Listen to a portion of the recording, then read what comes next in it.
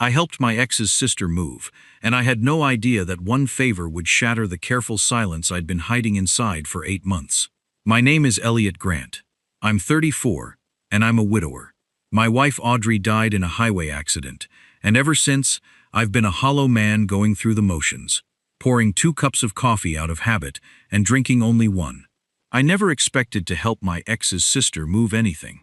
Savannah Reed was practically a stranger to me, the quiet younger sister of a woman I dated years before I ever met my wife. But her car was dead. She had no one else, and a mutual friend asked me for one Saturday favor I had no reason to refuse. So I showed up. I carried her boxes up a stairwell 6 inches too narrow. I fixed a drawer that kept sliding off its track. I built flat-pack furniture in an apartment that smelled like fresh paint and new beginnings. For 4 hours it felt almost normal, almost human. But I told myself it was just a favor, just one afternoon, just the decent thing a grieving man does to feel useful again. Then I reached for my keys to leave, and that's when she grabbed my arm. Not gently, not casually, the way a person grabs you when they're about to go under and you're the only thing left to hold on to. I turned, and Savannah's face was the face of someone holding an enormous secret at arm's length and finally losing the strength. She leaned in close, her voice dropping to almost nothing, and she whispered the 7 words that would crack my quiet, careful, grieving world wide open. I'm pregnant, and I don't know what to do. The room went still, and in that silence, I felt something I hadn't felt in 8 months. I felt needed.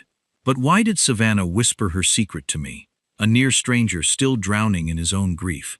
Where was the father of her child? And why did the memory of my late wife choose that exact moment to come rushing back, as if she were standing right there in the room, telling me what I had to do next? Let me take you back 4 hours, to the moment I almost didn't show up. I was sitting in my truck outside her building with the engine off, my hands frozen on the wheel. The text from Jordan still glowed on my phone. She's got nobody, man. Just one Saturday. And I remember thinking, I have nobody too, Jordan. Who's helping me move the weight I carry every single morning? But I went in anyway, because Audrey would have gone in. Audrey was the kind of person who stopped for strangers on the highway, who learned the names of every cashier, who once drove 40 minutes to bring soup to a coworker she barely knew. Loving her had taught me that kindness isn't a feeling, it's a decision you make even when you feel empty. So I climbed those stairs. Savannah opened the door before I knocked, like she'd been watching for me through the window. She was smaller than I remembered, tired in a way that sleep doesn't fix. She had paint on her hands, and a smile that didn't quite reach her eyes, and she said, "Elliot, thank you. You really didn't have to. It's just boxes," I said. But it wasn't just boxes. I see that now. We worked. We didn't talk much at first. 2 strangers, carrying the furniture of a life I knew nothing about. A small couch, a desk covered in sketches, boxes labeled in careful handwriting, kitchen, books. Fragile, please. That last word stopped me. Please. Like she was begging the world to be gentle with whatever was inside. Around noon, she made me a sandwich, apologizing that it was all she had. We sat on the floor of the half-empty apartment, sunlight pouring through curtainless windows, and slowly, carefully, she began to talk. Not about anything big, about how she designed logos for bakeries and dog groomers, about how she'd always wanted a balcony, about how this new apartment, small as it was, felt like a fresh start. And then she asked the question I wasn't ready for. "How are you doing, Elliot?" Really? Most people don't ask really. Most people are afraid of the answer.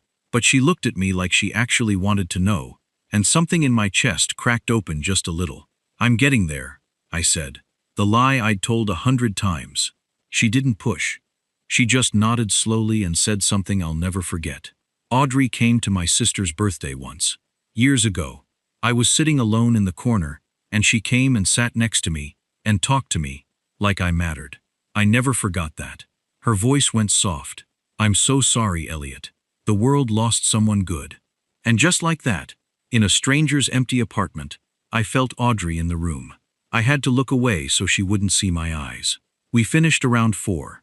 I fixed that sticky drawer, tightened the legs on her table, lined up the last of the boxes against the wall. The job was done. I'd kept my promise.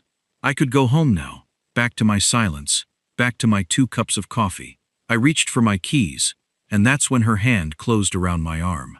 I turned, and the careful, polite Savannah from the last 4 hours was gone. In her place stood a frightened young woman, holding something too heavy to hold alone. Her lips trembled. Her eyes searched mine, like she was deciding whether she could trust me with the most fragile thing she owned. "I'm pregnant," she whispered, "and I don't know what to do." I didn't move. I couldn't. "The father is Colin," she said, the words spilling out now, fast and shaking. "We were together almost 2 years. I told him last week, and he looked at me and said he wasn't ready, and the next day he was gone. His phone's off. His apartment's empty. He left." Elliot. Her hand was still on my arm, and I could feel it trembling. "And I can't tell my sister," she went on. "Melissa would never let me hear the end of it. She'd make it about her, about how I'm a disaster, about how I ruin everything. I have no one. Elliot.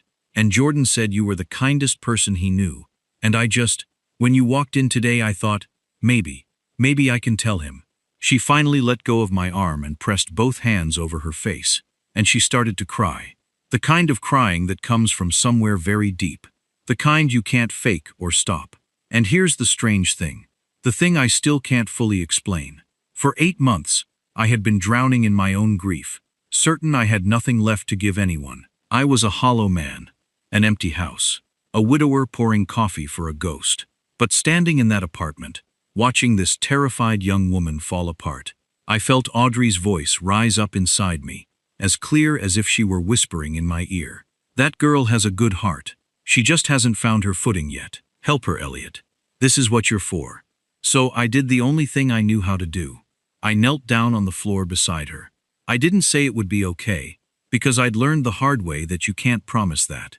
Instead I said, very quietly, "You're not alone anymore. Okay? Whatever happens, you're not alone." She looked up at me, stunned, like those were words she'd given up on ever hearing. And in that moment, 2 broken people sitting on the floor of a half-empty apartment, I understood something that would change the entire course of my life. Sometimes the thing that saves you isn't being rescued. It's being needed. The weeks after that day moved differently. For the first time in 8 months, I had a reason to wake up that wasn't grief. I started checking my phone, not out of dread, but hope. Did Savannah make it to her doctor's appointment? Did she eat today? Did she sleep? I drove her to her first ultrasound because her car was still dead and she had no one else. And I sat in that waiting room full of glowing couples, feeling like an imposter, until the nurse called her name, and Savannah looked at me, terrified, and asked, "Will you come in with me?" I almost said no. It felt like trespassing on something sacred, but I went. And when that small gray heartbeat flickered onto the screen, fast, fluttering, impossibly alive, I watched Savannah's face crumple into the most beautiful, frightened joy I had ever seen. And I felt something thaw inside my chest that I thought had frozen forever. That night, I went home, and I poured 1 cup of coffee. Just one. I didn't even notice until I was halfway through it. And when I did, I sat down at my kitchen table, and I cried. Not the heavy, drowning grief of the last 8 months, but something lighter, something that felt almost like a door opening. But the world rarely lets you heal in peace. Because Melissa found out. I don't know how. Maybe Jordan let it slip. Maybe she saw my truck outside Savannah's building. But one evening she called me, and her voice was ice. "So this is what you do now, Elliot? You can't have me. So you go after my little sister? My pregnant little sister? You're pathetic. You're using a broken girl to fill the hole your dead wife left, and everyone can see it but you." The words hit like fists. Because the cruelest lies are the ones that have a splinter of truth in them. Was I using Savannah? Was I betraying Audrey's memory by feeling alive again? The guilt I'd been holding at bay came roaring back, and for 3 days I went silent. I stopped answering Savannah's texts. I told myself I was protecting her. Really, I was running. Then, on the 4th day, there was a knock at my door. It was Savannah. Standing on my porch in the cold, her coat barely closing over the small curve that was just beginning to show. Her eyes were red, and she held up her phone and said, "Melissa told me what she said to you." And I came to tell you she's wrong. She stepped closer. You're not using me, Elliot. And I'm not using you. We're two people who were drowning, and we found each other. And there is nothing shameful about that. Audrey would be proud of you. Do you hear me? She would be proud. And I broke. Right there on my own porch, 8 months of grief and guilt poured out of me. And this 27-year-old girl I'd known for a matter of weeks held me up while I shook. That was the day I stopped running. The months that followed were not a fairy tale. Healing never is. There were hard nights. Savannah's morning sickness, her fear, the empty space where Colin should have been. There was Melissa, who circled like a storm, until one day Savannah finally stood up to her and said, "You don't get to decide who loves me." There were moments I sat alone in Audrey's and my bedroom, asking the silence for permission to keep living. But there were good days too, more and more of them. I painted the nursery a soft, warm yellow, Audrey's favorite color. I built the crib with my own hands, and when I tightened the final bolt, I felt her there, the way I'd felt her in that apartment, smiling at me. Savannah and I weren't rushing toward anything.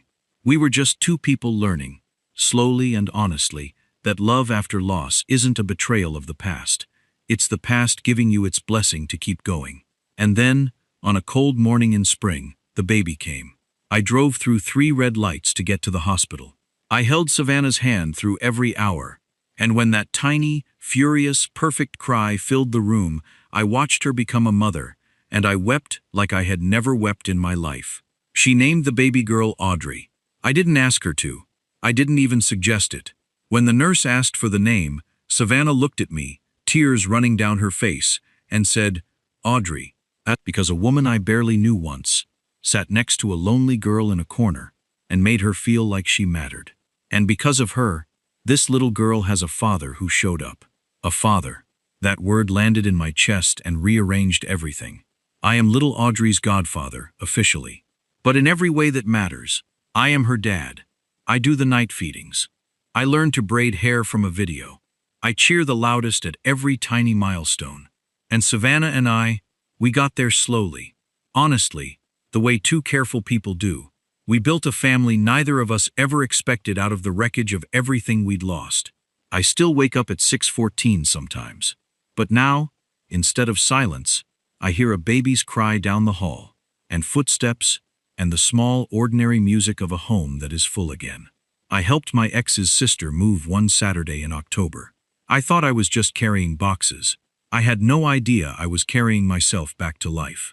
And if you're out there right now, hollow and grieving and certain you have nothing left to give, I need you to hear me. Sometimes the thing that saves you walks through your door disguised as someone who needs you. Sometimes love doesn't replace what you lost. It honors it. Don't close the door. You never know who's about to knock.